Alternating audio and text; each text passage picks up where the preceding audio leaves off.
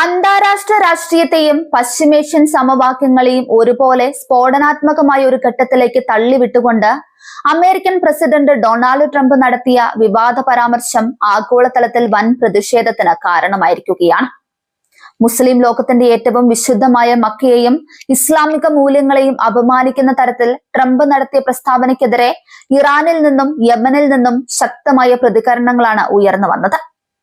പശ്ചിമേഷ്യൻ മേഖലയിൽ നിലയുറപ്പിച്ചിട്ടുള്ള അമേരിക്കൻ സൈനികർക്ക് നേരെ യമനിലെ സായുധ സംഘടനയായ ഹൂതികൾ പരസ്യമായി യുദ്ധപ്രഖ്യാപനം നടത്തിയതോടെ മേഖല വീണ്ടും ഒരു വൻ സൈനിക സംഘർഷത്തിന്റെ നിഴലിലായി. കാലങ്ങളായി പുകഞ്ഞുകൊണ്ടിരിക്കുന്ന പശ്ചിമേഷ്യൻ പ്രതിസന്ധിക്ക് കൂടുതൽ ആക്കം കൂട്ടുന്നതായിരുന്നു ട്രംപിന്റെ പുതിയ വാക്കുകൾ. വാഷിംഗ്ടണിൽ നടന്ന ഒരു രാഷ്ട്രീയ റാലിയിലോ അല്ലെങ്കിൽ ഔദ്യോഗിക പത്രസമ്മേളനത്തിലോ വെച്ച് ട്രംപ് നടത്തിയ ഈ അശ്രദ്ധമായ പരാമർശം കേവലം ഒരു രാഷ്ട്രീയ പ്രസ്താവന എന്നതിനപ്പുറം കോടിക്കണക്കിന് വരുന്ന ജനങ്ങളുടെ മതവികാരത്തെ വ്രണപ്പെടുത്തുന്ന ഒന്നായി മാറി. ട്രംപിന്റെ പ്രസ്താവന പുറത്തു വന്നതിന് തൊട്ടു പിന്നാലെ തന്നെ മേഖലയിലെ പ്രമുഖ ശക്തിയായ ഇറാൻ തങ്ങളുടെ ശക്തമായ വിയോജിപ്പും പ്രതിഷേധവും രേഖപ്പെടുത്തിയിരുന്നു. അമേരിക്കൻ ഭരണകൂടത്തിന്റെ ഇത്തരം ധിക്കാരപരമായ നിലപാടുകൾ പശ്ചിമേഷ്യയിലെ അമേരിക്കൻ സാന്നിധ്യത്തിന് തന്നെ അപകടകരമായി മാറുമെന്ന് ടെഹ്റാൻ മുന്നറിയിപ്പ് നൽകി. എന്നാൽ ഇറാന്റെ നയതന്ത്രപരമായ പ്രതിഷേധങ്ങൾക്ക് പിന്നാലെ യമനിൽ നിന്നുണ്ടായ പ്രതികരണം കൂടുതൽ ആക്രോശഭരിതവും അക്രമാസക്തവുമായിരുന്നു. ചെങ്കടലിലും ഏദൻ ഗൾഫിലും ഇതിനോടകം തന്നെ തങ്ങളുടെ സൈനിക സ്വാധീനം തെളിയിച്ചിട്ടുള്ള ഹൂതികളുടെ ഈ പുതിയ ഭീഷണി അമേരിക്കൻ നാവികസേനയെയും പ്രതിരോധ വകുപ്പായ പെന്റഗണിനെയും വൻ ആശങ്കയിലാഴ്ത്തി. ട്രംപിന്റെ മക്ക പരാമർശം തങ്ങൾക്കുള്ള നേരിട്ടുള്ള യുദ്ധപ്രഖ്യാപനമായിട്ടാണ് ഹൂതികൾ കണ്ടത്.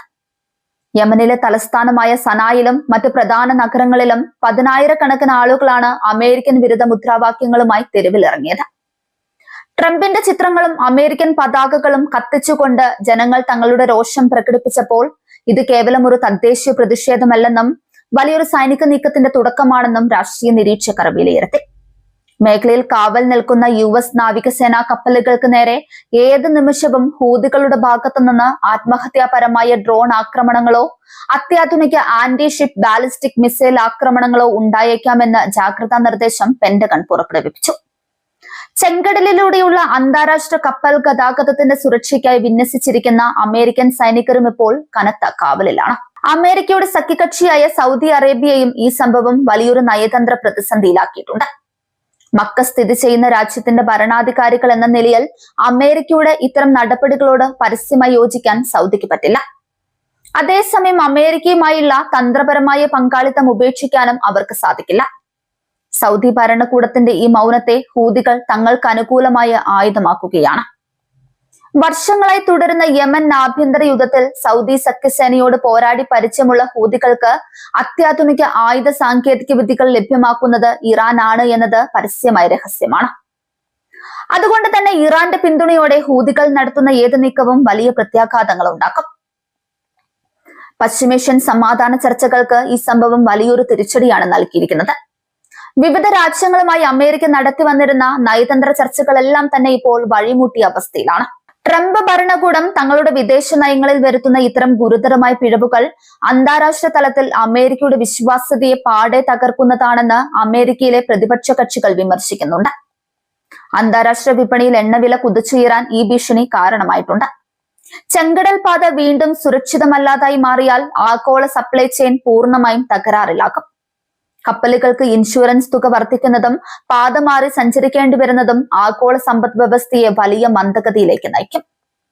യമനിലെ സായുധ സംഘങ്ങൾ തങ്ങളുടെ സൈനിക സങ്കേതങ്ങളിൽ നിന്നും മിസൈലുകൾ വിക്ഷേപിക്കാൻ തയ്യാറെടുക്കുന്നതായുള്ള ഉപഗ്രഹ ചിത്രങ്ങൾ പുറത്തു വന്നതോടെ പശ്ചിമേഷ്യയിലെ US കമാൻഡ് അതീവ ജാഗ്രതയിലാണ്.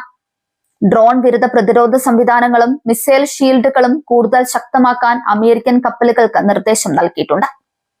പശ്ചിമേഷ്യയിലെ സാധാരണക്കാരായ ജനങ്ങൾക്കിടയിൽ അമേരിക്കൻ വിരുദ്ധ വികാരം ഇതിനോടകം തന്നെ ശക്തമാണ്.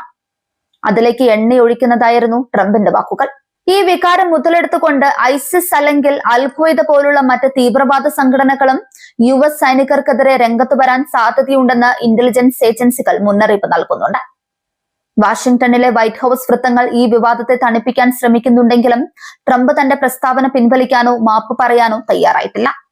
ഇതും ഹൂതികളെ കൂടുതൽ പ്രകോപിപ്പിക്കുകയാണ് ചെയ്യുന്നത്. അമേരിക്കൻ ഭരണകൂടത്തിന്റെ അഹങ്കാരത്തിന് തങ്ങളുടെ മണ്ണിൽ വെച്ച് തന്നെ മറുപടി നൽകുമെന്ന ഹൂതി കമാൻഡർമാരുടെ പ്രഖ്യാപനങ്ങൾ വരാനിരിക്കുന്ന വലിയൊരു ദുരന്തത്തിന്റെ സൂചനയാണ് നൽകുന്നത്.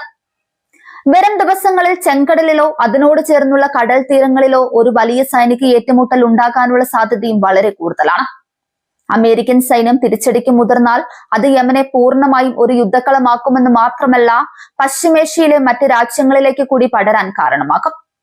ട്രംപിന്റെ നാവിൻ തുമ്പിൽ നിന്ന് വീണ ഒരു വാക്ക് ഇന്ന് ലോകത്തെ ഒട്ടാകെ ഒരു മൂന്നാം ലോക മഹായുദ്ധത്തിന്റെ അരികിലേക്ക് എത്തിച്ചിരിക്കുകയാണ്. സമാധാനത്തിന്റെ എല്ലാ വാതിലുകളും അടഞ്ഞുകൊണ്ടിരിക്കുന്ന ഈ സാഹചര്യത്തിൽ പശ്ചിമേഷ്യയുടെ ഭാവി എന്താകുമെന്ന് പ്രവചിക്കുകയും അസാധ്യമാണ്.